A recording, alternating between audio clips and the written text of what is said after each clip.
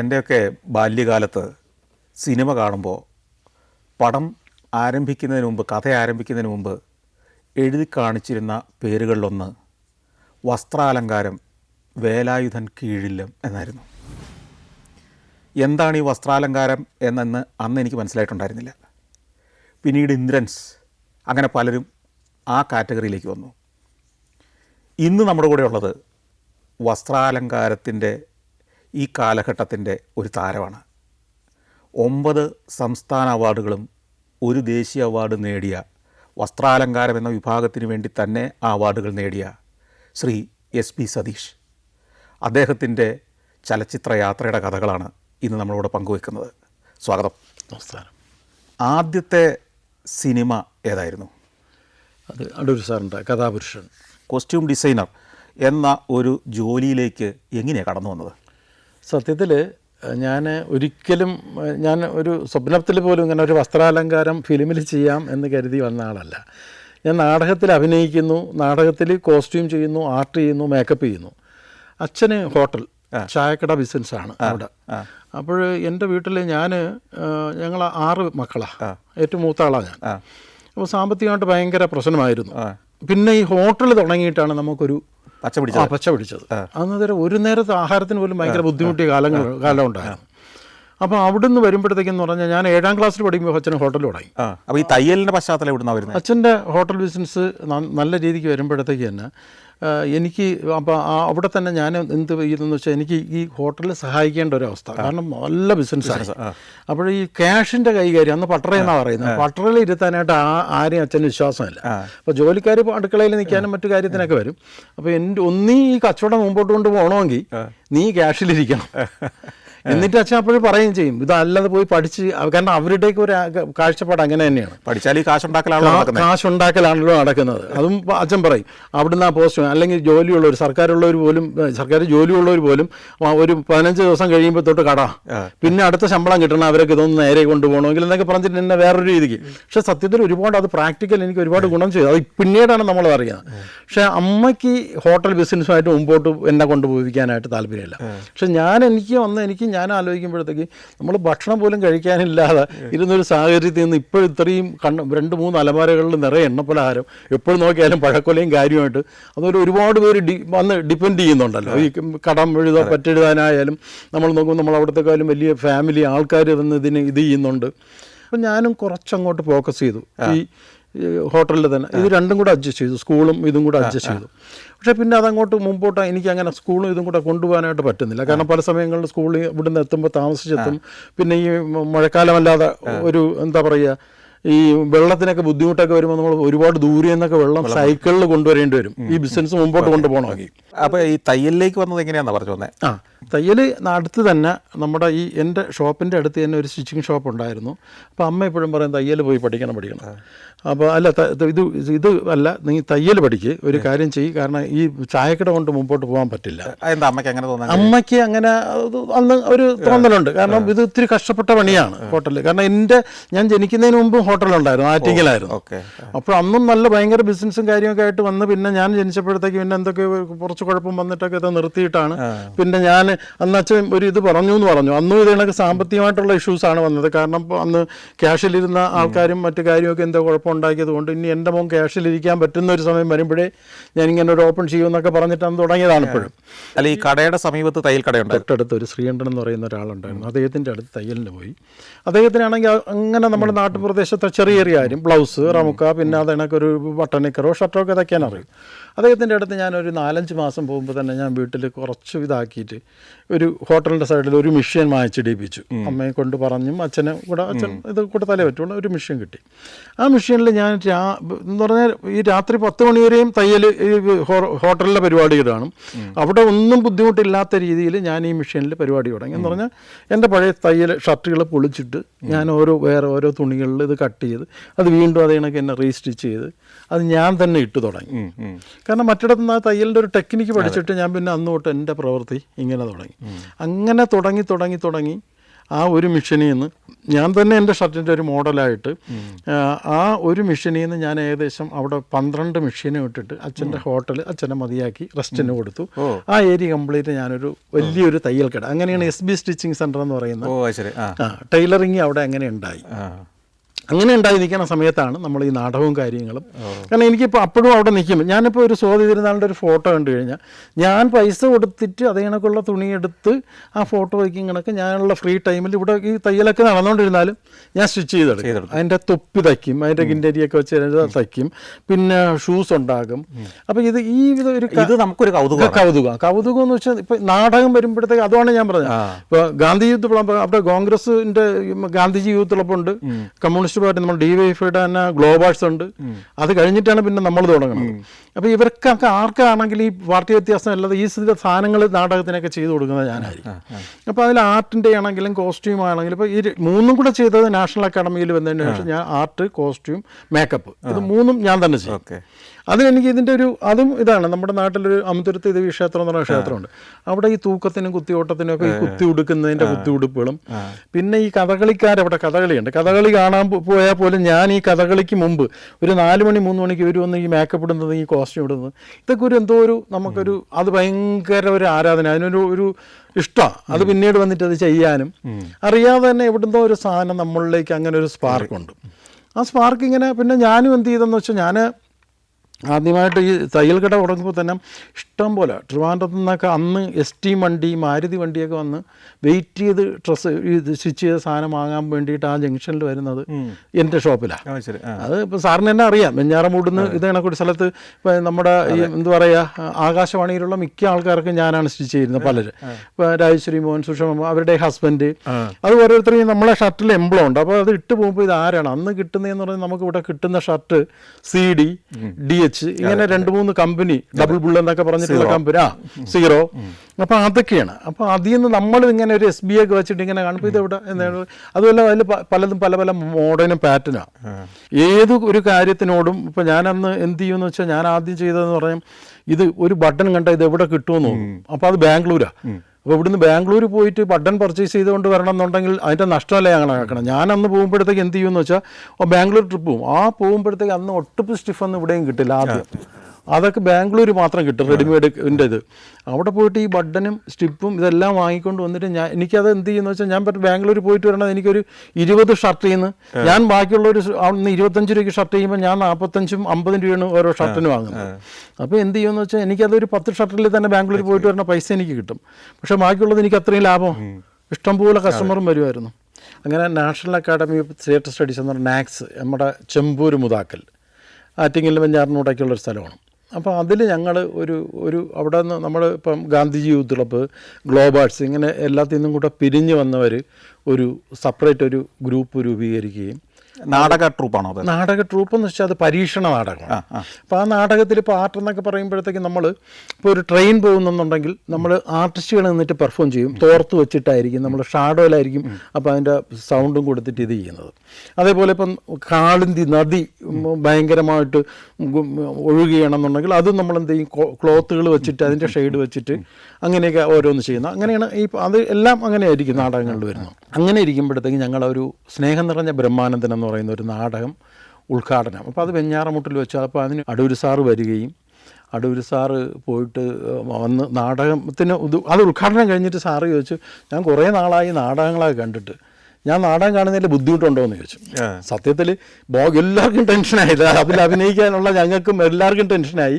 അപ്പോൾ എല്ലാവരും പറഞ്ഞു പിന്നെ അദ്ദേഹം അങ്ങനെ ചോദിച്ചാൽ അപ്പോൾ ഫ്രണ്ടിൽ തന്നെ സാറിരുന്നു. നിങ്ങൾ നാടകം തുടങ്ങി, നാടകം കഴിഞ്ഞു. നാടകം കഴിയുമ്പോഴത്തേക്ക് എല്ലാവരും ഓട്ടോഗ്രാഫ് വാങ്ങാനായിട്ട് കൂടുന്നു. കാരണം ഞാനിതിൽ ഈ കോസ്റ്റ്യൂമും മേക്കപ്പും ഏറ്റവും അവസാനത്തെ സീനിൽ അഭിനയത്തിൽ ഞാൻ വരുന്നുണ്ട് ഒരു ഡോക്ടറായിട്ട്. ഇതും കൂടെ കഴിഞ്ഞിട്ട് എനിക്കൊരു പിടിയില്ല, എല്ലാം ഒതുക്കി പിടിക്കാനോ അല്ലെങ്കിൽ അടുത്തൊരു സ്റ്റേജിൻ്റെ പരിപാടികൾ നിൽക്കുമ്പോഴത്തേക്ക് എല്ലാവരും ഓട്ടോഗ്രാഫ് പോകുന്നു. എനിക്ക് അതിന് പോലും ഒന്നില്ല. നിൽക്കുമ്പോഴത്തേക്ക് ഞാൻ നോക്കുന്നു സാർ അവിടെ ഷക്കീർ മാമയായിട്ട് സംസാരിക്കുന്നു, നിസാറുമുണ്ട്. അപ്പോൾ എന്നെ ഇങ്ങനെ വിളിച്ചു, നിസാർ എന്നെ വിളിച്ചു. അപ്പോൾ പറഞ്ഞതാണ് നമ്മുടെ നാടകം. അപ്പോൾ സാറ് അതിന് മുമ്പ് ചോദിച്ചതെന്ന് പറഞ്ഞാൽ ഈ നാടകത്തിൻ്റെ ആർട്ടും കോസ്റ്റ്യൂമൊക്കെ നിങ്ങൾ എങ്ങനെ ഉണ്ടാക്കിയെന്ന് പറഞ്ഞപ്പോഴത്തേക്ക് പരിചയപ്പെടുത്തിയാണ്. അപ്പോൾ പറഞ്ഞാൽ ഗുഡ്, നന്നായിട്ടുണ്ടെന്ന് പറഞ്ഞു പോയി. എന്നിട്ട് അവിടുത്തെ ഒരു 1.5 വർഷം കഴിയും. അത് കഴിഞ്ഞിട്ടാണ് കഥാപുരുഷൻ എന്ന സിനിമ വരുമ്പോഴത്തേക്ക് അതേ കണക്ക് തന്നെ നിസാറിനെ വിളിച്ചിട്ട് അന്ന് എനിക്ക് വീട്ടിൽ ഫോൺ അദ്ദേഹം അത് ഓർത്ത് വെച്ചു. ഓർത്ത് വെച്ചിട്ടാണ് എന്നെ നിസാറിനെ വിളിച്ചിട്ട് രാത്രി നിസാർ എൻ്റെ വീട്ടിലെത്തുമ്പോൾ 9 മണിയായി. അപ്പോൾ എൻ്റെ അടുത്തൊരു PP നമ്പറാണ്. അവിടെ പോയിട്ട് അപ്പം ഞാൻ പറഞ്ഞു നീ എന്തെങ്കിലും കാര്യം ഉണ്ടെന്നുണ്ടെങ്കിൽ പറ. എന്നിട്ട് നിൻ്റെ അടൂര് വിളിച്ചത് അടൂര് ഞാൻ പറഞ്ഞു ചുമ്മാ. അപ്പം നമുക്കൊരു ഇത് വിശ്വാസം വരുന്നില്ല. എന്നിട്ട് അവിടെ പോയി ആ PP അവിടുന്ന് ഫോൺ ഇത് ചെയ്ത് വിളിക്കുമ്പോഴാണ് എനിക്ക് ഇത് സത്യമാണല്ലോ എന്ന് മനസ്സിലായിട്ട്. പിന്നെ അന്നത്തെ രാത്രി എന്ന് പറഞ്ഞാൽ മനുഷ്യന് ഉറങ്ങാൻ പറ്റില്ലല്ലോ പിറ്റേന്ന് രാവിലെ.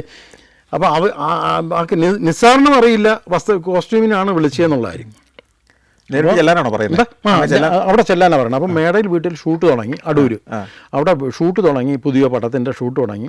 എത്രയും പെട്ടെന്ന് ലൊക്കേഷനിൽ എത്തണമെന്ന് പറഞ്ഞു. ലൊക്കേഷൻ്റെ കാര്യങ്ങളൊക്കെ പറഞ്ഞ് യമുന ഹോട്ടലാണ് അവിടെ അടൂര്. അപ്പോൾ അത് പറഞ്ഞ് ഞങ്ങൾ പിറ്റേന്ന് രാവിലെ തന്നെ ചെല്ലാമെന്നുള്ള രീതിക്ക് പറഞ്ഞു. എന്നെ വിളിച്ചുകൊണ്ട് ചെല്ലാമെന്ന് പറഞ്ഞു. അപ്പോൾ ഞാനാണെന്നുണ്ടെങ്കിൽ പറഞ്ഞു എങ്ങനെ സാറേ ഇവിടെ എനിക്ക് ഇത്രയും, അപ്പോൾ അനുജനും കൂടെ ഷോപ്പിലുണ്ട്, എൻ്റെ ഷോപ്പിലുണ്ട്, സ്റ്റിച്ചിങ് ഷോപ്പിൽ ഇത്രയും വർക്ക് നടന്നുകൊണ്ടിരിക്കണം. അപ്പോൾ ഇവിടുന്ന് പോയാൽ അപ്പോൾ ഒന്നാമത്തെ പ്രശ്നം എന്ന് പറഞ്ഞാൽ അച്ഛനെന്ന് ഈ പറയണമെങ്കിലും എപ്പോഴും എതിർപ്പാണ്. ഈ നാടകത്തിന് പോക്കിനോട് ഭയങ്കര എതിർപ്പാണ്. കാരണം അവിടെ ഈ നാടകമൊക്കെ കളിച്ച് ഒരുപാട് കുഴപ്പമുള്ള ആൾക്കാരായവരുണ്ട്. അതുകൊണ്ട് ഈ നാടകം തന്നെ ഞാൻ ഒരു പ്രത്യേക അഡ്ജസ്റ്റ്മെൻറ്റിൽ അവർക്ക് ഒരു പ്രശ്നം വരാത്ത രീതിക്ക് അഡ്ജസ്റ്റ് ചെയ്ത് കൊണ്ടുപോകാം. അപ്പോൾ അതുകൊണ്ട് നാടകം ഇത് സിനിമ എന്നൊക്കെ പറഞ്ഞാൽ അതിപ്പം എന്തായാലും ഇനി അത് പ്രശ്നമായിരിക്കും. അപ്പം എന്തായാലും പക്ഷേ എനിക്കാണെങ്കിൽ ഭയങ്കര മനസ്സിലാഗ്രഹമാണ്. പക്ഷെ അത് വല്ല ഇതായിട്ടൊക്കെ പറഞ്ഞ് ഞാനും നിസാറും കൂടെ എന്ത് ചെയ്തു രാവിലെ അടൂരേക്ക് വന്നു. അടൂരിലേക്ക് വന്ന് സാറിനെ അവിടെ ഇറങ്ങി സാറിനെ കണ്ടു. അപ്പോൾ അവിടെ ഷൂട്ട് നടന്നുകൊണ്ടിരിക്കുന്നത്, ഞങ്ങൾ ചെല്ലുമ്പോൾ ഷൂട്ട് നടക്കുക. അപ്പോൾ തോർത്തൊക്കെ കൊടുത്തിട്ടൊക്കെ ആൾക്കാർ ഇന്ന് ഇങ്ങനെ വേഷം ഇത് ചെയ്തുകൊണ്ടിരിക്കണം. അങ്ങനെ ഒരു ബ്രേക്ക് സമയത്ത് അടൂർ സാറിൻ്റെ അടുത്ത് സാറ് ചെന്നു. എന്താണ് ആൾ കണക്ക് ഇയാൾ വന്നു എന്താണ്? അപ്പോൾ പറഞ്ഞ് ഇയാളുടെ ജോലി എന്ന് പറയുന്ന ഈ പടം ഇത്ര കാലഘട്ടം തൊട്ട് ഇത്ര കാലഘട്ടം വരെ അതിലൊരു ഏകദേശം നമ്മളൊരു 40കളിൽ തുടങ്ങി 80-85കളിൽ അവസാനിക്കും ആ കഥയുടെ ഇത്. അപ്പോൾ ഇതിൻ്റെ വേഷങ്ങൾ ഒരിക്കലാണ് പണിയെന്ന് പറഞ്ഞു. ഇതിൽ കുറച്ച് സ്റ്റിച്ച് ചെയ്തൊക്കെ എടുക്കാനൊക്കെ ഉണ്ടെന്ന് പറഞ്ഞു. അപ്പോൾ ഇങ്ങോട്ട് മാറ്റി നിർത്തിയിട്ട് നിസാറിൻ്റെ ചോദിച്ചു നിസാറേ അപ്പോൾ അതൊന്നും ഇതുവരെ എൻ്റെ അഭിനയിക്കാനുള്ള എന്തോ സംഭവമാണെന്ന് എഴുതിയിട്ടാണ് നമ്മൾ നിൽക്കുന്നത്.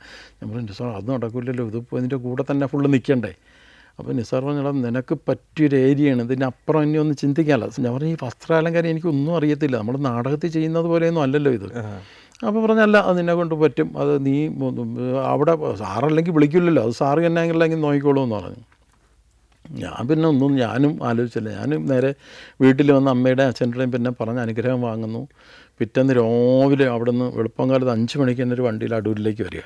ഈ അടൂര് പടം തുടങ്ങിയിരുന്നല്ലോ ആ സമയത്ത്. അപ്പോൾ അന്നേരം ഇവർക്ക് കോസ്റ്റ്യൂമർ ഉണ്ട്. 2 പേര് വന്ന് 2 പേരും കുഴപ്പമായിട്ട് മാറി. ശരി. അദ്ദേഹം പറയുന്ന രീതിക്കൊന്നും അല്ല, അതിൻ്റെ ഇഷ്യൂസ് അതിൻ്റെ ഒരു ഭയങ്കര പ്രശ്നമുണ്ട്. അതൊക്കെയാണ് നമ്മൾ ഈ നിമിത്തം. ഞാൻ വന്ന് അടൂർ വന്ന് ഇറങ്ങി യമുന ഹോട്ടലിൽ വന്നിട്ട് അപ്പോൾ അവിടെ ഞാൻ വരുമ്പോഴത്തേക്ക് അവിടെ പ്രൊഡക്ഷൻ്റെ ഒരു വണ്ടി വന്നു. അപ്പോൾ അതിലെന്നെ ഫ്രണ്ട് സീറ്റിൽ കയറ്റിയിരുത്തി അതിൽ അഭിനയിക്കുന്ന 2 കുട്ടികൾ, ഒരു പെൺകുട്ടിയും അവർ 2 അച്ഛനും അമ്മയും അതേണക്ക് തന്നെ ഈ കുട്ടികളും കൂടെ വണ്ടി കയറി. അപ്പോൾ ഇവർക്കറിയില്ല. അപ്പം ഞാനന്ന് ഭയങ്കര ഷർട്ടും ഇതൊക്കെ ഇട്ട് ഭയങ്കര നടനക്കാലും ഭയങ്കര സ്റ്റൈലായിട്ടാണ് ഇരിക്കുന്നത്. അപ്പോൾ അവരും വിചാരിച്ചതിൽ അഭിനയിക്കാനൊക്കെ ഉണ്ടായിരുന്നു. എഴുതി കുറേ ദൂരം വണ്ടി പോകുമ്പോഴത്തേക്കാണ് ഇന്നെങ്കിലും വല്ലതും നടക്കും, അവരെ ബാക്കിൽ നിന്ന് കേൾക്കുന്നുണ്ട്. ഇന്നലെ വന്ന അയാളും ഒന്നും സ്റ്റിച്ച് ചെയ്തതെന്ന് ശരിയല്ല, ആകെ പ്രശ്നമായി. ഇനി ആരെങ്കിലും ഇത് നടക്കും എന്നുള്ള രീതി അനുസരിച്ചിട്ടാണ് അവരുമൊക്കെ വരുന്നത്. അപ്പോൾ അവരിരുന്ന് സംഭാഷണം ഇതിനെ കേൾക്കുന്നുണ്ട്. അപ്പോൾ ഞാൻ അങ്ങനെ ഒന്ന് പരിചയമില്ലാത്തതുകൊണ്ട് ഞാൻ ഒന്നും അങ്ങനെ മിണ്ടാനും പറ്റുന്നില്ലല്ലോ. ഞാൻ അങ്ങോട്ട് കുറേ ദൂരം പോകുമ്പോഴത്തേക്ക് ഞാൻ ചോദിച്ചു എന്താണ് അവിടെ, എന്താ പ്രശ്നം, നമുക്ക് ഇത് കോസ്റ്റ്യൂമിൻ്റെ ഇത് എന്താണെന്ന് ചോദിച്ചു. അപ്പോൾ പറഞ്ഞു ഇന്നലെ ഒരാൾ വന്നിട്ടും അവിടെ ഒന്നും ഇതായിട്ടില്ല. അപ്പോൾ എനിക്ക് പേടി അങ്ങോട്ട് കൂടി തുടങ്ങി. നമ്മൾ കാരണം വേറെ വന്നവരെ കൊണ്ടും പറ്റാത്തതാണ് എന്നുള്ള രീതിക്ക് മേടയിൽ വീട്ടിൻ്റെ മുമ്പ് ചെന്ന് ഇറങ്ങി. ഞാൻ അവിടെ ആ തിണ്ണയിൽ എൻ്റെ ബാഗും എടുത്തുകൊണ്ട് ഞാൻ അവിടെ നിന്നൊരു 10-15 മിനിറ്റ് കഴിയുമ്പോഴത്തേക്ക് അടൂർ സാറ് വന്ന് ഇറങ്ങുന്നു വണ്ടിയിൽ. സാറ് വന്ന് ഇറങ്ങുമ്പോഴത്തേക്ക് സാറിൻ്റെ ജുബ്ബ ഈ വണ്ടിയുടെ അന്ന് ഈ അംബാസഡർ വണ്ടിക്ക് ഒരു ലോക്ക് ഉണ്ട്, നമ്മൾ അതിൽ കയറി പോക്കറ്റ് 2ആയിട്ട് മുറിഞ്ഞു പോകും. പോക്കറ്റിൽ അത് കയറി അങ്ങ് പിടിച്ചിട്ട് ജുബ്ബയുടെ സൈഡ് മുറിഞ്ഞു. അപ്പോൾ സാറും മുരളി മേനോനുണ്ട്, മുരളിച്ചേട്ടനാണ് കുക്ക് എൻ്റെ ഹസ്ബൻഡ്. അപ്പോൾ മുരളിമേൻ്റെ അസോസിയേറ്റ് ഇവർ 2 അപ്പോൾ ഇപ്പം ഇനി അപ്പോൾ സാറ് റൂമിൽ പോകണോ എന്തോ പറയാണ്. ഞാനെങ്ങനെ പെട്ടെന്ന് ഇവിടുന്ന് ഓടി ഇങ്ങോട്ട് നിന്ന് ഞാൻ പറഞ്ഞു സാർ അത് സ്റ്റിച്ച് ചെയ്താൽ മതിയെന്നുണ്ടെങ്കിൽ ഞാനത് സ്റ്റിച്ച് ചെയ്ത് തരാം. മെഷീനും ഉണ്ട് ടൈലറും ഉണ്ടല്ലോ എന്ന് പറഞ്ഞു. സാറേ മതി എന്ന് പറഞ്ഞിട്ട് നേരെ വന്നു. സാറിൻ്റെ ആ ജുബ്ബ ഊരി വാങ്ങിക്കൊണ്ട് അത് സ്റ്റിച്ച് ചെയ്ത് തുടങ്ങിയതാണ് എൻ്റെ മലയാള സിനിമ. എന്നിട്ട് അത് അദ്ദേഹത്തിനെ ഇടിയിച്ചു. അപ്പോൾ എൻ്റെ കയ്യിലാണ് ആ തുടക്കം എന്ന് പറഞ്ഞാൽ അന്നത്തെ ആ അതേ തട്ട് അപ്പോൾ തോളിൽ തട്ടി. അപ്പോഴും നമുക്ക് ഈ പറയുന്ന കുറേ വിശ്വാസങ്ങൾ ഇതിലൊക്കെ ഉള്ളതുകൊണ്ട് എനിക്കും എൻ്റെ മനസ്സിലൊരു ചെറിയൊരു സ്പാർക്ക് വന്നു. ഇതൊരു ഭാഗ്യമാണല്ലോ എന്തായാലും. അത് അദ്ദേഹത്തിൻ്റെ ജുബ്ബോടെ കീറിയെങ്കിലും എനിക്കത് അങ്ങനെ തുടങ്ങിയതാണ് മലയാള സിനിമ തുടക്കം. അടൂരിൻ്റെ കൂടെ ഉള്ള വർക്ക് പിന്നെ എങ്ങനെയായിരുന്നു? അദ്ദേഹത്തിന് തൃപ്തിയായോ? അപ്പോൾ ആദ്യമായിട്ട് ഞാൻ ചെയ്യുന്നതെന്ന് പറയുമ്പം ഊർമിള ചേച്ചിയുടെ മെഷർമെൻ്റ് എടുക്കുക. ആദ്യമായിട്ട് എൻ്റെ പറയണം ഇന്ന് ഷോട്ട് എടുക്കേണ്ട അവർക്കാണ്, അവരുടെ ഒരു സംഭവം ചെയ്യണമെന്ന് പറഞ്ഞു. അപ്പോൾ എനിക്കത് അവർ ഉപയോഗിച്ച് പഴയതാക്കണം ആ സാധനം, കുറേ നാൾ ഉപയോഗിച്ച് പഴയതാക്കണം. അത് ഇയാൾ എന്താ ചെയ്യാൻ പോകുന്നതെന്ന് ചോദിച്ചു. ഞാൻ പറഞ്ഞു അത് ഞാൻ ചെയ്തു കൊണ്ടുവരാം എന്ന് പറഞ്ഞു. അപ്പോൾ പറഞ്ഞു എന്തിലാണ് ചെയ്യാൻ ഉദ്ദേശിക്കുന്നത്? ഞാൻ പറഞ്ഞു ഞങ്ങൾ നാടകത്തിലൊക്കെ ചെയ്യുന്ന കണക്ക് തന്നെ. ഇല്ല, എനിക്ക് മണ്ണ് കൊണ്ട് തന്നെ മുക്കി അതിനാ കളറാക്കി എടുക്കണം. എത്ര സമയമെടുക്കും? അപ്പോൾ ഞാൻ പറഞ്ഞു അത് ഞാനപ്പോൾ ആദ്യത്തെ ഒരു രീതി ഞാനൊന്ന് ചെയ്ത് സാറിനൊന്ന് കാണിക്കട്ടെ എന്ന് വെച്ചു. എനിക്ക് ഇന്ന് പോയി ഇന്ന് കാണിക്കുമെന്ന് പറഞ്ഞു. എനിക്ക് മണ്ണിൻ്റെ ബന്ധം വേണം കേട്ടോ എന്ന് പറഞ്ഞാൽ ശരിയെന്ന് പറഞ്ഞു. പിന്നെ എന്തെങ്കിലും പിന്നും വിളിച്ചിട്ട് സാറ് ചോദിച്ചു അതെല്ലാം മുക്കി വെച്ച് കഴിഞ്ഞാൽ ഇനി അവിടെ തുണിയൊന്നും ഇല്ല വേറെ. അപ്പോൾ ഞാൻ പറഞ്ഞു ശരി സാറെന്ന് പറഞ്ഞു. ഞാൻ എന്ത് ചെയ്ത് ഞാൻ പോയിട്ട് ഞാൻ എൻ്റെ ഒരു രീതിക്ക് ഞങ്ങൾ സാറിന് ചെയ്യുന്ന ഒരു രീതിയുണ്ട്, ഒരു കളർ പാച്ചൊക്കെ ഉണ്ടാക്കുന്ന ആ രീതി വെച്ചിട്ട് കൊച്ചങ്ങയൊക്കെ എടുത്തിട്ട് നമ്മൾ ഈ കഷത്തിൻ്റെ ഭാവവും അത് ഇതൊക്കെ മൊത്തം അതിനൊരു ഇതുണ്ടാക്കി ആ തുണി ഒരു ക്യാരക്ടർ ഉണ്ടാക്കി ഉണക്കി ഇട്ടിട്ട് ഞാൻ പഴയതാക്കി എടുത്ത് സ്റ്റിച്ച് ചെയ്ത് ഊർമിള ചേച്ചിക്ക് ആദ്യമായിട്ട് ഇടുമ്പോൾ തന്നെ സാറൊക്കെ പറയണം അതൊന്നും വരെ അവിടെ ദിവസങ്ങളിൽ പ്രശ്നമാണ്. എന്നിട്ട് ഷോട്ട് എടുത്തു. 3 ദിവസം കഴിയുമ്പോഴത്തേക്ക് കേരളാമതിയിൽ നിന്ന് ബാസുരേന്ദ്രൻ സാറും നിസാറും കൂടെ വന്നിരുന്നു സാറിൻ്റെ ഇൻ്റർവ്യൂ എടുക്കാനായിട്ടും. അപ്പോൾ നിസാർ ചോദിച്ചു, ഞാൻ ഇങ്ങനെ പ്രസ് ചെയ്തുകൊണ്ട് ഞാൻ പറഞ്ഞു നിസാർ ഒന്ന് ചോദിക്കുക എന്തെങ്കിലും പ്രശ്നമുണ്ടെങ്കിൽ ഇവിടുന്ന്. അപ്പം സാറ് പറഞ്ഞു എന്ന് പറഞ്ഞാൽ അയാളൊരു തുടക്കക്കാരനായിട്ട് തോന്നുന്നില്ല, മിടുക്കനാണെന്ന് പറഞ്ഞു. അപ്പോൾ അത് നിസാർ ഇൻ്റർവ്യൂ കിട്ടി. പിന്നെ നമ്മൾ അങ്ങോട്ടൊരു ചെറിയ സിനിമാക്കാരനായി. അല്ല അപ്പോഴും ഇത് കണക്കാ രാത്രിയും പകലും ഞാൻ ഇരുന്നിട്ട് ഇത് കാരണം എനിക്കറിയില്ല ഇതിൽ അസിസ്റ്റൻറ്റിനെ വയ്ക്കണോ എന്നുള്ള ഒറ്റ കാര്യം അറിയില്ല. ഞാൻ തന്നെ തയ്യൽ, ഞാൻ തന്നെ വാഷ് ചെയ്യുന്നു, ഞാൻ തന്നെ ആർട്ടിസ്റ്റിന് ഡ്രസ്സ് കൊടുക്കുന്നു, കംപ്ലീറ്റ് കാര്യം ഞാൻ ചെയ്തുകൊണ്ടിരിക്കുക. അപ്പോൾ ഒരു ദിവസം എൻ്റെ ഇത് കണക്ക് വിളിച്ചിട്ട് പറഞ്ഞു ഒരു 7 ഗാന്ധി ഇത് കണക്ക് തൊപ്പിയും ജുബയും വേണമെന്ന് പറഞ്ഞു. അപ്പോൾ ഞാൻ പറഞ്ഞു അത് രാവിലെ എങ്ങനെയായാലും. അപ്പോൾ സാറ് അത് വേറൊരു മെഷീനും കൂടെ എടുക്കും. ഞാൻ പറഞ്ഞു സാർ എന്നാലും മെഷീനുണ്ട്, ഞാൻ ഒറ്റ ഇയാളിത് എന്താ ചെയ്യുന്നതെന്ന് അപ്പോഴാണ് സാർ അറിയണം. ഒരാഴ്ച കഴിഞ്ഞ് ഷൂട്ട് ഇയാൾ ഒറ്റയ്ക്കാണോ ഇത് ഇത്രയും ഇവിടെ. അപ്പോൾ ഓരോ സാധനം പറയണത് ഇങ്ങനെ സ്റ്റിച്ച് ചെയ്യും ഇത് ചെയ്യുക, ഇയാൾ ഒറ്റയ്ക്കാണോ ചെയ്യണം. ഞാനെന്ന് പറഞ്ഞാൽ വർഷങ്ങളായി മെഷീനിൽ ഇരുന്നിട്ട് പോലും, കാരണം അവിടെയും ഇപ്പോൾ 10 മെഷീനൊക്കെ ആകുമ്പോഴത്തേക്ക് ആൾക്കാർ ജോലിക്കാരാണ്, ഫുൾ കട്ടിങ് മാത്രമേ എനിക്കുള്ളൂ. എനിക്ക് നാട്ടുവേദനയും കാര്യമുണ്ടോ ആരുടെയും പറയാൻ പറ്റില്ലല്ലോ. അപ്പോൾ സാറ് തന്നെ ചോദിച്ചു. അങ്ങനെയാണ് പിന്നെ സാറ് തന്നെ അവിടെ നിന്ന് എനിക്കൊരാളിനെ ഒരു ടൈലറെ കൂടെ തന്നു. പിന്നെ ഞാൻ നാട്ടിൽ നിന്ന് പിന്നെ ഒരാളിനെ വരുത്തി. പിന്നെ ഒരുപാട് കാക്കിയും അതും ഇതുമൊക്കെ തയ്ക്കാനും എടുക്കാനൊക്കെ ഉണ്ടായിരുന്നു. അങ്ങനെ സാറ് പിന്നെ വളരെ ഇതായിട്ട് അതിൻ്റെ കൂടെ പിന്നെ ഓരോ കാര്യങ്ങൾ ഏൽപ്പിക്കുമ്പോൾ ഇന്ന രീതിക്ക് ചെയ്യാൻ അതിൽ ആർട്ടിൽ ശിവനങ്കിൾ എന്ന് പറയുന്ന ആളുണ്ട്, അദ്ദേഹത്തിൻ്റെ ചെയ്യാൻ പറയും തൊപ്പി. അപ്പോൾ തൊപ്പി എനിക്കറിയാം. ഞാൻ പറഞ്ഞു ഞാൻ ഒന്ന് ചെയ്യാറുള്ളത് ഞാൻ തന്നെ തൊപ്പി ഞാൻ ഉണ്ടാക്കി അതൊക്കെ കൊണ്ടുവന്ന് കാണിച്ചു. പിന്നെ അങ്ങ് സാറിൻ്റെ ഒരു ഭാഗമായിട്ട് ആ പടം കംപ്ലീറ്റ് പോയി. എത്ര നാളുണ്ടായിരുന്നു അതിൻ്റെ ഷൂട്ട്? ഏകദേശം 10-60 ദിവസം. ഇച്ചിരി വലിയ സിനിമ ആയിരുന്നല്ലോ. അതായിരുന്നു കുറേ ആർട്ടിസ്റ്റുകളൊക്കെ ഉള്ള. അത് കഴിഞ്ഞിട്ട് എനിക്കൊന്ന് അടൂർ സാറിൻ്റെ സിനിമകളിൽ ഇപ്പോഴും ചെയ്ത പടമാണ് പദയാത്രയാണ്. പിന്നെ അത്രയും ആർട്ടിസ്റ്റുകൾ പിന്നെ ഉള്ളൊരു പടം വരുന്നത്. അപ്പോൾ അതിൻ്റെ കൂടെ വന്നു. പിന്നെ ഞാൻ വന്നിട്ട് ഞാൻ തന്നെ സാറിൻ്റെ വന്ന് ചോദിച്ചു. ഞാൻ പറഞ്ഞു സാർ എനിക്ക് ഇനിയപ്പോൾ ഞാൻ വീട്ടിൽ ചെന്നിട്ട് ഒരു ദിവസം ചോദിച്ചു ഞാൻ ആരെയും കൂടെ ഒന്ന് പഠിക്കാനായിട്ട് കോസ്റ്റ്യൂം അന്ന് ഈ നേരത്തെ പറഞ്ഞ കണക്കുള്ള പേരുകാരൊക്കെ ഇങ്ങനെ വരുന്നവരുടെ ഒന്ന്. അപ്പോൾ പറഞ്ഞു ഞാൻ പലരെയും വെച്ചിട്ട് ചെയ്യാൻ അവരെ കൊണ്ട് പറ്റാത്തതാണ് ഇയാൾ വന്നത്. ഇനി ഇയാൾ ആരുടെയാണ് പഠിക്കാൻ പോണത്? ഞങ്ങൾ അവിടെ തയ്യൽ കടയും കാര്യമൊക്കെ ഇല്ലേ, അവിടെ പോയിരുന്നാൽ പോരെ എന്ന് ചോദിച്ചു. അപ്പോൾ ഞാനും അത് കണക്ക് തന്നെ ശരിയെന്ന് പറഞ്ഞിട്ട് ഞാൻ വീണ്ടും വന്ന് കടയൊക്കെ നോക്കി ഇങ്ങനെ മുമ്പോട്ട് പോകുമ്പോഴാണ് എനിക്ക് മുരളിച്ചേട്ടൻ തന്നെയാണ് എന്നെ വിളിക്കുന്നത്. നമ്മുടെ മുരളി മേനോൻ തന്നെ എന്നെ വിളിച്ചിട്ട് ശ്യാമപ്രസാദ് സീരിയലിൽ, ശ്യാമപ്രസാദ് ചേട്ടൻ്റെ മരണം ദുർബലം സീരിയലിൽ വിളിക്കുന്നത്. അവിടെ നിന്നാണ് ഞാൻ കണക്ട് ചെയ്യുന്നത്. അപ്പുപ്പന്താടി എന്ന് പറയുന്ന ഒരു സീരിയൽ രാജീവ് അഞ്ചലിൻ്റെ. അപ്പോൾ അതിലും കുറേ കോസ്റ്റ്യൂമിന് കുറച്ച് പ്രാധാന്യമുണ്ട്. അവിടെ നിന്നാണ് രാജീവ് ഏട്ടൻ്റെ ആ വർക്ക് കാണുമ്പോഴത്തേക്കാണ് രാജീവ് ഏട്ടൻ എന്നെ ഗുരുവിലേക്ക്. അങ്ങനെയാണ് ആ കണക്ഷൻ അങ്ങനെ വരുന്നത്. ഗുരുവോടുകൂടി വേറൊരു ലെവലിലേക്ക് മാറുമായിരുന്നു. ഗുരു എന്ന് പറയുന്ന പടവും ദയയും അത് കഴിഞ്ഞ് പിന്നെ കൊമേഴ്ഷ്യൽ ഏരിയയിൽ വരുമ്പോൾ സമ്മർൻ ബദലയും, എൻ്റെ 4ാമത്തെ മൂവി സമ്മർൻ ബദലയും. സമ്മർൻ ബദലയും എന്ന് പറയുന്നതും അതെൻ്റെ മനസ്സിലൊക്കെയുള്ള നമ്മുടെ ഒരു കോസ്റ്റ്യൂമിൻ്റെ ഒരു ഭാഗം തുറന്നു വിടാൻ പറ്റിയ ഒരു പടമായിരുന്നു. ഗുരുവിലേക്ക് വരുമ്പോൾ ഗുരു വലിയൊരു ചലഞ്ചിങ് വർക്കായിരുന്നില്ലേ? അതെ തീർച്ചയായിട്ടും. കാരണം ആ കഥാപാത്രത്തെ മനസ്സിലാക്കാൻ തന്നെ വലിയ ബുദ്ധിമുട്ടായിരുന്നു. അദ്ദേഹത്തെ എങ്ങനെ പരിചയം? രാജീവേട്ടനെ പരിചയപ്പെടുന്നത് ഈ മരണം ദുർബലം സീരിയൽ നടന്നുകൊണ്ടിരിക്കുമ്പോഴത്തേക്ക് അവിടെ റോയി ഫിലിപ്പ് എന്ന് പറയുന്ന ഒരാൾ വരുന്നുണ്ട്, റോയ് ചായൻ. അപ്പോൾ റോയ് ചായൻ പ്രൊഡക്ഷൻ കൺട്രോളാണ്. അപ്പോൾ റോയ് ചായൻ പറഞ്ഞു അവിടെ ഒരു ഇപ്പം ഇന്ന കണക്ക് ഞാൻ അടൂർ സാറിൻ്റെ പടവും ഇപ്പം ഇതും മരണം ദുർബലം സീരിയൽ അത്യാവശ്യം ഒരു വേറൊരു റേഞ്ചിൽ നിൽക്കുന്ന ഒരു സീരിയൽ, സിനിമയ്ക്ക് തുല്യമായ. അതുമല്ല പ്രസാദ് ചേട്ടൻ്റെ വർക്കുകളും അങ്ങനെയാണ്. അതുമല്ല ഈ മുരളിച്ചേട്ടനും അതേ കണക്ക് അസാധ്യ റേഞ്ചുള്ളൊരു മനുഷ്യനാണ്.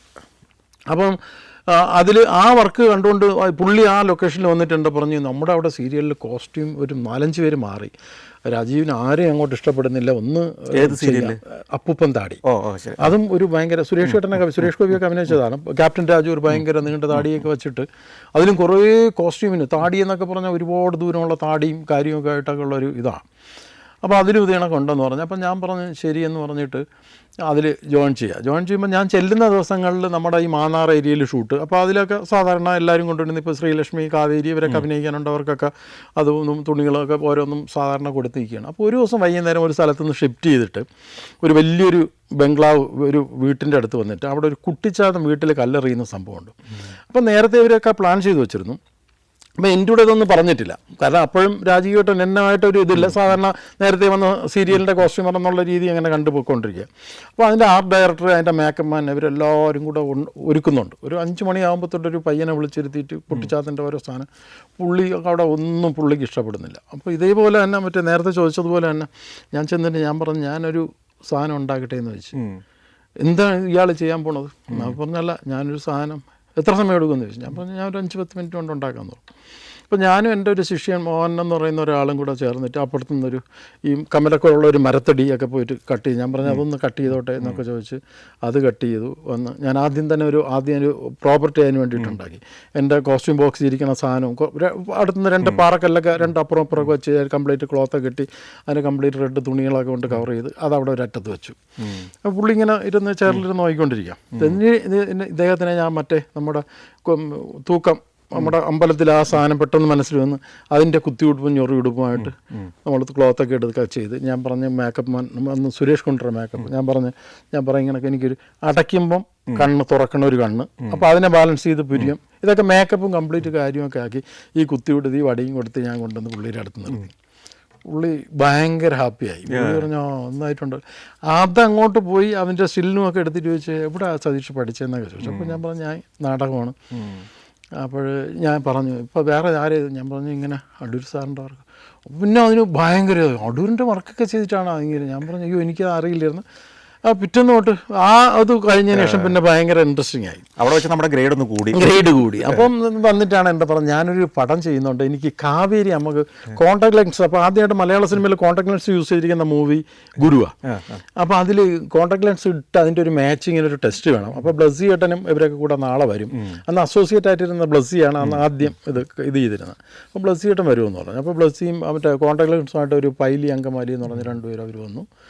ആദ്യം പട്ടൺ റഷീദ് ഇവരൊക്കെ കൂടെ വന്ന് നമ്മൾ അതിൻ്റെ ആ കോൺടാക്ട് ലെൻസൊക്കെ ഇട്ടു. അപ്പോൾ എൻ്റെ പറഞ്ഞു ഇതിന് ക്ലോത്ത് ഉണ്ടാക്കണമെന്ന് പറഞ്ഞു.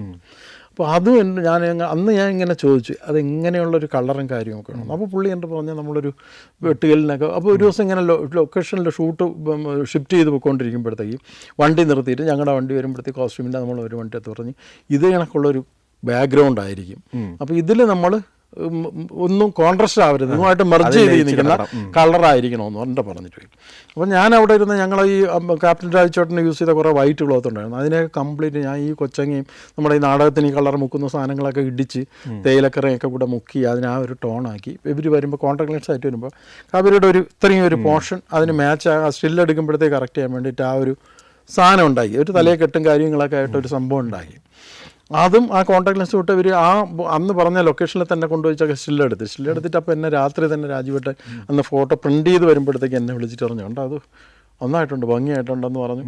അപ്പോൾ ഒരു പ്രോത്സാഹനം കുറച്ചുകൂടെ ഒരു അടുപ്പം കിട്ടി. അപ്പോൾ അപ്പോഴും അവിടെ കോസ്റ്റ്യൂം ഡിസൈനർമാർ എത്ര ദിവസമായിട്ട് അപ്പോഴാണ് പങ്കജിലിരുന്ന് വർക്ക് നടന്നുകൊണ്ടിരിക്കുകയാണ്.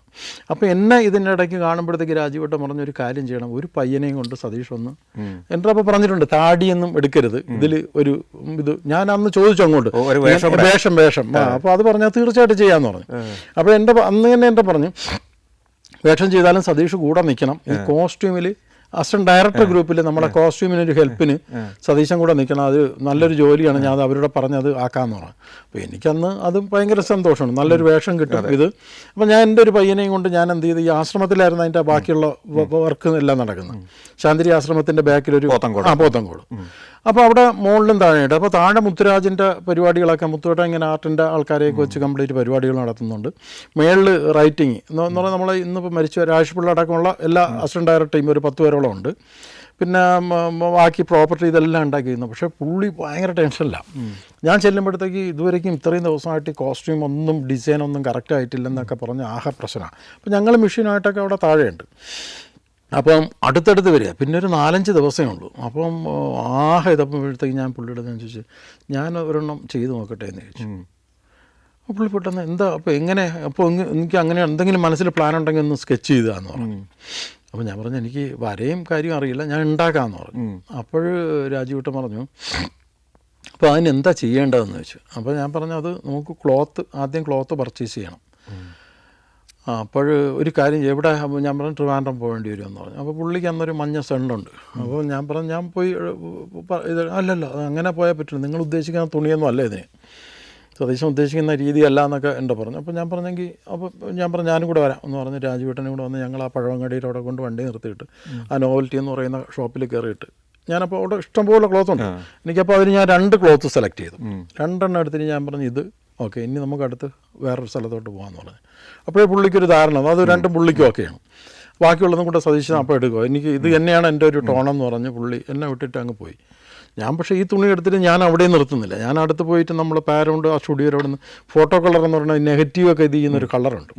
അപ്പോൾ ഈ കളറും പിന്നെ എൻ്റെ മറ്റേ നമ്മളൊരു കൊച്ചിങ്ങ കൂട്ടുണ്ട് ഈ കളറുകൾ മുക്കണ ചുണ്ണാമ്പും ഇതൊക്കെ കൂടെ കളർ. ഇതൊക്കെ എവിടെ നിന്നാണ് പഠിച്ചത്? ഇതൊക്കെ നമ്മൾ ഈ നാടകത്തിൽ വരുമ്പോഴത്തേക്ക് നമ്മൾ പരീക്ഷിച്ച ഓരോ കാരണം ഇതൊക്കെ ഇടിക്കുമ്പോഴത്തേക്ക് കളറുകൾ വരും. അപ്പോൾ ഈ ഫോട്ടോ കളർ വാങ്ങിച്ചിട്ട് ഈ ഫോട്ടോ കളർ 4-5 കുപ്പിയും ഇതെല്ലാം കൂടെ ഇട്ട് മുക്കി ഫുൾ ക്ലോത്ത് പുള്ളി പിറ്റേന്ന് രാവിലെ അവിടെ ആശ്രമത്തിൻ്റെ അവിടെ വീട്ടിൽ നിന്ന് വണ്ടി ഓടി വരുമ്പോഴത്തേക്ക് ഉണങ്ങാൻ വിരിച്ചേക്കാം. അപ്പോൾ തലേ ദിവസം പുള്ളി കണ്ട തുണിയേ അല്ല, അത് വേറൊരു ലെവലായി. ഇങ്ങനത്തെ ഒരു സാധനമായി ഇപ്പം നമ്മൾ ഈ ടേബിളിൻ്റെയൊക്കെ മാതിരി ഇങ്ങനത്തെ ഒരു പാച്ചസ് ആയിട്ടുള്ള ഒരു മരത്തിൻ്റെ തോല് പോലെ ആയി. അപ്പോൾ പുള്ളി അത് കണ്ടിട്ട് വന്ന് ഇത് എന്ത് ചെയ്തേക്കണേന്നൊക്കെ ചോദിച്ചു. അങ്ങനെ അതിൻ്റെ കാര്യങ്ങളൊക്കെ പറഞ്ഞു. ഒന്നായിട്ടുണ്ട് കേട്ടോ, അസലായിട്ടുണ്ടെന്ന് പറഞ്ഞു. അപ്പോൾ രാജീവേട്ടൻ അവർ മേളിലേക്ക് എടുത്തും മറ്റു കാര്യത്തിന് പോവാം, ഇത് എപ്പോഴും നമുക്ക് കാണാൻ പറ്റും. അപ്പോൾ ഞാൻ പറഞ്ഞു എനിക്കിന്നൊന്ന് ഗുരുവിനെ കാണണമെന്നുണ്ട്, ഒന്ന് അനുഗ്രഹം ഇവിടെ വന്നിട്ട് ഞാൻ ഇതുവരെ കണ്ടു, അങ്ങനെ തോന്നിയെങ്കിൽ അത് കഴിഞ്ഞിട്ട് മതി. ഞാൻ ചെന്ന് അവിടെ ഒന്ന് വെയിറ്റ് ചെയ്ത് 1 മണിക്കൂർ കഴിയുമ്പോൾ എന്നെ ഗുരു വിളിക്കുക. ഗുരു വിളിച്ച് ദർശനം കിട്ടി, ഒരു കപ്പപ്പഴമൊക്കെ എടുത്തിട്ട് അവിടെ തന്നിട്ട് ഗുരു എന്നോട് പറഞ്ഞു നിനക്ക് ഒരുപാട് കാര്യങ്ങൾ ചെയ്യാനുണ്ട്, നീ പോയിട്ട് തുടങ്ങിക്കോ, ഒരു കുഴപ്പമില്ല. അപ്പം ഞാൻ പറഞ്ഞു എനിക്ക് പടം തുടങ്ങുന്നുണ്ട്, അപ്പോൾ അതിൻ്റെ അനുവാദം വാങ്ങാൻ വേണ്ടി അങ്ങ് പറയുക. അപ്പോൾ പറഞ്ഞ് പോയി ചെയ്തോളാൻ പറഞ്ഞു. എന്നിട്ട് ഞാൻ അവിടെ നിന്ന് ഇറങ്ങി വന്നിട്ട് ഇങ്ങനെ വന്ന് ഞാൻ താഴെ വന്ന് എനിക്കൊരു 1/2 മണിക്കൂർ മതി, കാരണം എൻ്റെ മനസ്സിലിങ്ങനെ നിൽക്കുക. കാരണം ഈ ക്ലോത്ത് ഒന്ന് മടക്കിയിടുക, 2 സൈഡും തയ്ക്കുക, ഞാനെടുത്തിടുക, ആ തയ്യലെടുത്ത് വെച്ച് കെട്ടുക, ഇതൊക്കെ എൻ്റെ രൂപമാണ്. അപ്പോൾ എൻ്റെ ചോദിച്ചു എത്ര സമയം എടുക്കുമെന്ന് ചോദിച്ചു. ഞാൻ പറഞ്ഞു ഒരു 1/2 മണിക്കൂറിനാണ് ഞാൻ കാണിക്കാമെന്ന് പറഞ്ഞു. അപ്പോൾ ഈ 1/2 മണിക്കൂറിനൊക്കെ ഈ ഗുരുവിൻ്റെ കോസ്റ്റ്യൂം കാണിക്കാമെന്നൊക്കെ പറഞ്ഞാൽ ആർക്കും അത് വിശ്വാസം വരില്ല. കാരണം ഇത് നമ്മൾ ചെയ്തിട്ടുള്ളതാണ്. ഞാൻ ഈ ദയ ചെയ്യുന്നതിന് മുമ്പ് ഒട്ടകങ്ങളുടെ യജമാനൻ എന്ന് പറഞ്ഞ നാടകമാണ് ഞാൻ ദയയിലേക്ക് ഇത് ചെയ്തത്. ഈ ആൻറ്റിഗണി ഈഡിപ്പസൊക്കെ ചെയ്ത നാടകം ചാക്കും കയറും പാളയും കൊണ്ടുള്ള സാധനം തന്നെയാണ് ഞാൻ ഗുരുവിലേക്ക് ഞാൻ എടുത്തത്. അപ്പോൾ ആ ഒരു സാധനം തന്നെ എൻ്റെ മനസ്സിലുണ്ട്. എനിക്ക് അതായിരിക്കും ഇനി കാണണമെന്നൊന്നുമില്ല, ഞാനിത് ചെയ്യട്ടെ എന്ന് ചോദിക്കും. ഞാൻ പേടിച്ചാണ് ചെയ്യണത്, എൻ്റെ മഹാബദ്ധാവും എന്നുള്ള രീതിയിലാണ് ഞാനിതൊക്കെ ചെയ്ത് വലിയ കാര്യമായിട്ട് ഇതൊക്കെ കെട്ടി. പുള്ളി ഡോറ് തുറക്കുന്നു, പുള്ളി ഇപ്പോൾ സാറിരിക്കുന്ന പോലെ ഇങ്ങനെ പേപ്പറും പേനയായിട്ട് ഇങ്ങനെ ഇരിക്കുന്നു. അവിടെ നിന്ന് ഈ സാധനം ഇങ്ങനെ നീക്കി വെച്ചിട്ട് ഇങ്ങനെ എണീറ്റ് വരുന്ന രാജീവേട്ടനെ ഞാൻ കാണുന്നത്. ഇതാണ് ഞാൻ തേടിയിരുന്ന എൻ്റെ ഗുരുവിൻ്റെ കോസ്റ്റ്യൂം എന്ന് പറഞ്ഞു. രാജമാണിക്യത്തിൻ്റെ ഷൂട്ടിലെ അനുഭവങ്ങൾ ഓർക്കുന്നുണ്ടോ? മമ്മൂക്ക വരുമ്പോഴത്തേക്കും മമ്മൂക്ക ഈ കോസ്റ്റ്യൂമൊക്കെ കണ്ടിട്ട് മമ്മൂക്ക ഈ സാധനത്തിനൊരു മാറ്റി അങ്ങോട്ട് പറയുക. ആർക്കും അങ്ങോട്ട് അഡ്ജസ്റ്റ് ചെയ്യാനായിട്ട് ആർക്കും പറ്റുന്നില്ല, ആർക്കും പറ്റൂല. ഇത് പല റേഞ്ചിലുള്ള നടന്മാരുണ്ടല്ലോ, സൂപ്പർ സ്റ്റാർ, മെഗാ സ്റ്റാർ, ഇങ്ങനെ ഇവരൊക്കെ ഈ വസ്ത്രത്തിൻ്റെ ക്വാളിറ്റി അല്ലെങ്കിൽ അതിൻ്റെ ബ്രാൻഡ് ഇതിലൊക്കെ ബലം പിടിക്കാറുണ്ടോ? തുണിയിൽ സ്റ്റിച്ച് ചെയ്തെടുക്കുന്ന സാധനങ്ങളൊക്കെ ഞാൻ ഒരുപാട് പറ്റിക്കലുകൾ നടത്തിയിട്ടുണ്ട്. അല്ല അതൊക്കെ ചിലപ്പോൾ ഞാൻ ബ്രാൻഡിൻ്റെ സാധനം വരെ സ്റ്റിക്കർ അങ്ങനെയുള്ളത് വാങ്ങിച്ച് വയ്ക്കും. കാരണം നമുക്ക് സിനിമയ്ക്ക് അതിൻ്റെ ആവശ്യമുള്ളൂ. സമ്മർൻ ബദലേ എന്നൊക്കെ പറഞ്ഞ പടത്തിൽ ഞാൻ പറഞ്ഞില്ലേ, നമുക്ക് ബെഡ്ഷീറ്റ് ജയറാം ചേട്ടനൊക്കെ ഡ്രസ്സായിട്ട് ജയറാമിൻ്റെ ഇതിലൊക്കെ കോസ്റ്റ്യൂം ഷർട്ട് കൊടുത്തിട്ടുണ്ട്. അതേപോലെ തന്നെ നമ്മൾ ഫർണിഷിംഗ് ക്ലോത്ത് ഇടുന്ന ക്ലോത്താണ് ആ ഒരു സോങ്ങിൽ കംപ്ലീറ്റ് മഞ്ജു വാര്യർ തൊട്ട് ബാക്കിയുള്ളവർക്കൊക്കെ ഫ്രോക്ക് വെച്ച് കൊടുത്തേക്കും. സുരേഷ് ഗോപി വരുമ്പോഴത്തേക്കും അദ്ദേഹത്തിൻ്റെ കോസ്റ്റ്യൂം അവിടെ ഇങ്ങനെ പാക്ക് ചെയ്ത് ഭയങ്കര ഇതായിട്ട് വെച്ചേക്കാം. സുരേഷ് ഏട്ടൻ വന്ന് ആദ്യം തന്നെ വന്ന് ഇതിട്ട് നോക്കിയിട്ട് ഈ സാധനം എടുത്തിട്ട് ഇതെങ്ങനെ വെച്ചിട്ട് അഭിനയിക്കും എന്നൊക്കെ പറഞ്ഞ ആകെ പ്രശ്നം. ലാലേട്ടൻ തൊട്ടെടുത്തിരിക്കണം, ഇതെന്ത് ഇവിടെ നോക്കട്ടെ എന്ന് പറഞ്ഞാൽ ലാലേട്ടൻ ഒന്ന് വാങ്ങിച്ചു വെക്കും.